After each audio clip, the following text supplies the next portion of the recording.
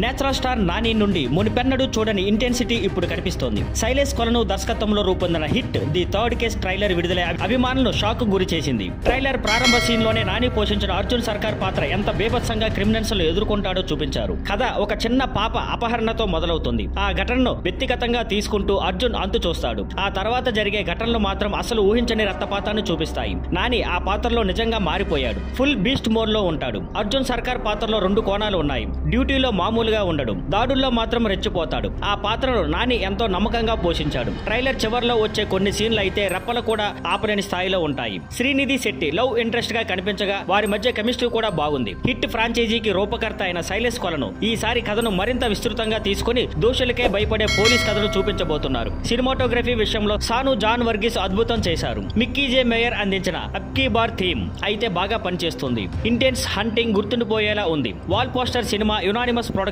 సంయుక్తంగా నిర్మించిన ఈ చిత్రం మే 1న విడుదలకు సిద్ధమవుతుంది. విజువల్స్, బడ్జెట్ అన్ని భారీగా ఉన్నాయి. హిట్ ది థర్డ్ కేస్ ఈసారి న్యాయం వేచి చూడదు. తలుపులు గుద్దేసి లోపలికి వస్తుంది. మే 1న థియేటర్లో సందడి చేయనుంది. తప్పకుండా చూడండి. Thank you for watching. Please like, share and subscribe.